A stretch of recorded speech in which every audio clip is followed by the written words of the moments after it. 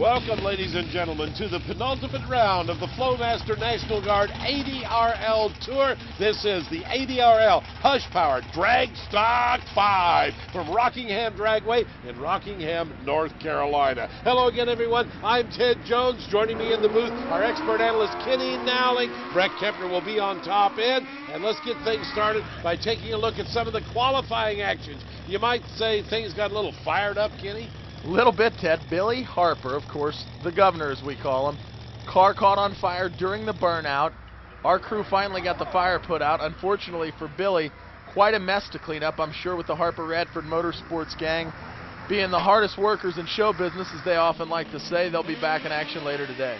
And then we had some excitement from the two-wheel set. Cootie Thomas finished number 2 in the world last year, goes through the lights, all kinds of problems. The bike catches fire. Cootie is taken away safely by our safety team. By the time the fire truck got to the bike had been completely engulfed in flames. Ted, as you can see, lots of damage to Cootie's bike.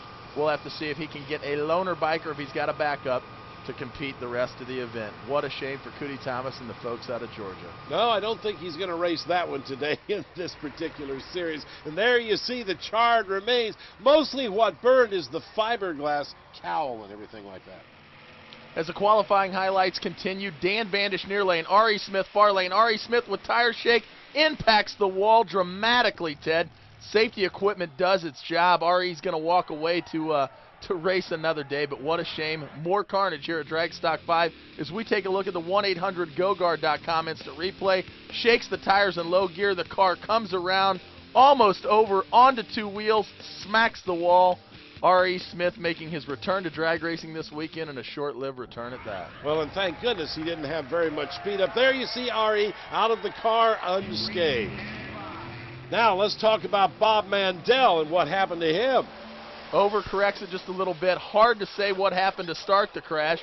However, as you can see, the end result, Ted, pretty simple. When you hit a concrete wall at over 100 miles per hour, bad things are going to happen. Again, we'll take a look at the 1-800-GO-GUARD.com instant replay. A spectacular driving job by Mandel just to keep the car in his lane, eventually losing it. Worst part is I talked to his dad, Bob Jr., and Bob said, Kenny, that car was sold. We were running it this weekend, and then we were going to deliver it to its new owner on Monday. So Bob Jr. discouraged. Bob Mandel III, his son there, also discouraged. Tough weekend for those guys. Well, you can see the only thing hurt was his feelings. Now let's go to the action in round number 1, Extreme Pro Stock.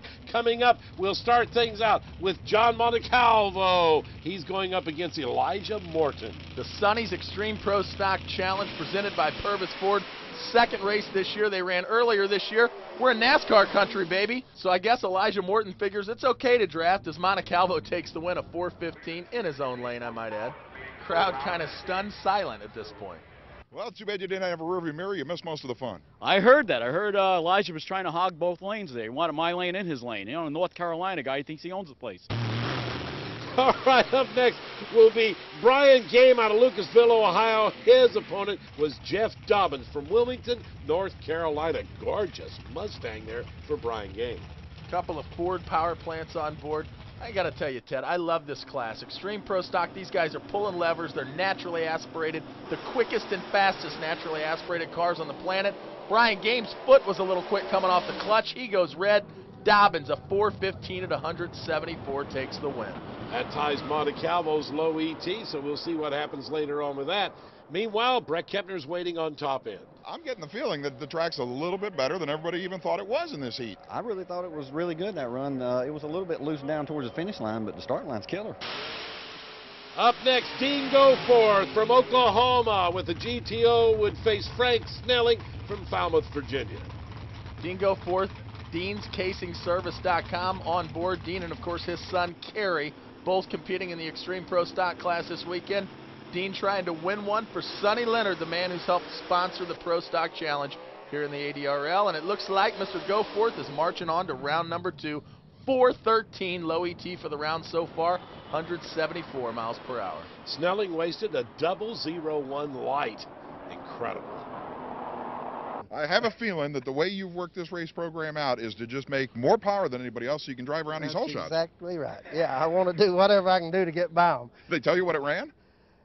Yeah, 13. 13, I think, yeah. And you're not even excited, huh? know I'd been excited with a 10. He doesn't want much, does he? So here's the way they'll pair up going into the next round of competition. Later on the show, we'll have that for you. Meanwhile, let's go to highlights round number 1, Pro Extreme Motorcycle. Eric Delisle, Live Oak, Florida, on one of the few Kawasaki's in the show, would face Charlie Prophet from Louisiana on what else? A Suzuki. Delisle making his debut and doing it on a bike that's not the brand of choice here in the Pro Extreme Motorcycle division. One of only 2 Kawasaki's competing this weekend against all those Suzukis, 14 of them out of 16 to be exact. Well, starting line advantage to Delisle, 0.25 to a 0.80, and he picks up the win of 440 at 162 miles per hour, beat out a quicker 436. Big-time hole shot win for Delisle, upsetting one of the giants in the class, Charlie Prophet. So we take a look at the 1-800-GO-GUARD.com instant replay, about a half a bike. Very awesome. I don't know. I'm speechless, really. There's only one way a 40 beats a 36, buddy. Reaction time. There you go. It was 12 thousandths at the stripe. I doubt you even knew until you looked up and saw the bulb. Yeah, it was a tight one, man. Thank you. Georgia versus Alabama, and I'm not talking football. I'm talking bikes. Carlos Wilkerson, Ashley Owens. Couple of heavy hitters in the ADRL's Pro Extreme Motorcycle division going head-to-head. It's going to be Wilkerson. 0.90, a bit late on the tree. Had enough on the track, though. 428 at 166 miles per hour. He takes the win. It's all in the clutch. All in the clutch. No matter what happens with the tire or where the bar is set or anything else, you can always make up for it? Make up for it with the clutch. Well, obviously you did. That's right. Here comes the other Kawasaki that's involved in it against the Suzuki. Ronald Procopio and Daryl Hollins on the Kawasaki. Ron Procopio won our first event way back, it seems forever ago, in March in Houston. Looking for event win number 2. Drag stock could be the place to get it. Tire up all the way to the finish line. Never set down until he got on the brakes. 425 and 170. Low ET of the round. That came from Dan Wagner from DTM Performance. He's a magician, man. He put the tune-up in the box. He's got this worldwide bearing Suzuki flying. So here's the way they'll pair up as we get ready to go to the next round. Look them over. Meanwhile, let's move on to the little tire guys. Extreme 10.5. These guys are nuts. More horsepower than you can hook up with great big funny car tires. They do it with 10.5 inches, but that's what makes it neat. Rick Fleck from Lexington, South Carolina in the Camaro right there will face the 2002 Cavalier driven by David Lambert. Great thing about the ADRL is we tour around the country. Lots of newcomers come on board when we go to any particular market. This time it's the newcomer Fleck taking the win. I'm going to brace you. What do you got? He lost with a 427. You went a 422. What? You're kidding me. I am not kidding you. That's why Chris Tootin's the man. My whole crew's did a hell of a job. This is our first time out on 10.5.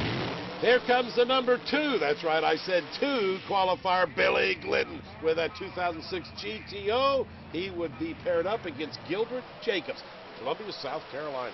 AKA The Rock. The Rock not getting it done today. Billy Glidden, 418 with a 4, gets the win. 172 is about as fast as you've ever gone. That is the fastest. Yeah. We're working on it.